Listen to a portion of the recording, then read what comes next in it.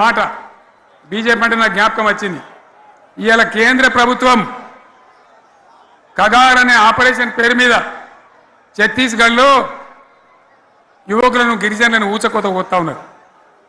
అది ధర్మం కాదు. వీళ్ళు ఏమవుతున్నది, నక్సలైట్లు ప్రతిపాదన పెడుతున్నారు. మేము ప్రభుత్వం దగ్గరకు వచ్చి చర్చలు చేయడానికి సిద్ధంగా ఉన్నాము అంటున్నారు. నేను కోరుతా ఉన్న కేంద్ర ప్రభుత్వాన్ని, బలమున్నది కదా అని చంపుకుంటా పోవుడు కాదు, అది ప్రజాస్వామ్యం కాదు. ఆపరేషన్ కగార్ వెంటనే ఆపేయండి. వాళ్ళని పిలిచి, ఆ నక్సలైట్లను పిలిచి డెమోక్రటిక్ స్పేస్ ఇచ్చి చర్చలు జరపండి. వాళ్ళు ఏం మాట్లాడతారో చూడండి. అది కూడా నల్లనా తెల్లనా దేశం ముందరికి రాని. కానీ అట్లా కాదు, మొత్తం ఏరి పారెత్తాం, కోసి పారెత్తాం, నరికి పారెత్తాం అంటే మిలిటరీ ఉన్నది మీ దగ్గర కొడతారు. కానీ ప్రజాస్వామ్యం అనిపించుకోదు. ఈ మాట ఢిల్లీకి ఉత్తరం పంపిద్దామా? మీరందరూ సపోర్ట్లు కొడితే తీర్మానంగా భావించి దాన్ని కేంద్రానికి పంపిద్దాం.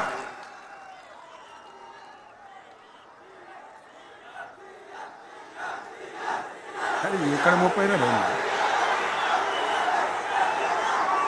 ఈ సందర్భంలో ఈ రజతోత్సవ వేళ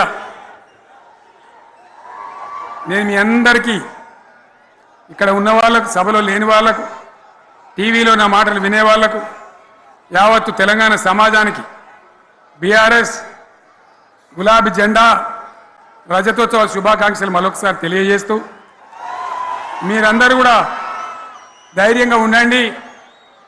మళ్ళీ బీఆర్ఎస్ తెచ్చుకుందాం, బ్రహ్మాండమైన పరిపాలన అందించుకుందాం. వీళ్ళు జరగొట్టేటివన్నీ మళ్ళీ మంచిగా చేసుకుందాం, బ్రహ్మాండంగా ముందుకు పోదాం, పురోగమించుదాం.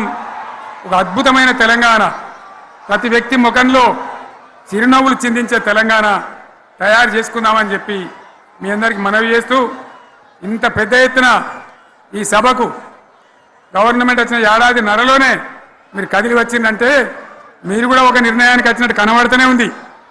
ఓట్లు ఎప్పుడు వస్తాయని చూస్తాను. నేను ఇంకో మాట చెప్పాలి, ముఖ్యమైన మాట ఏంటంటే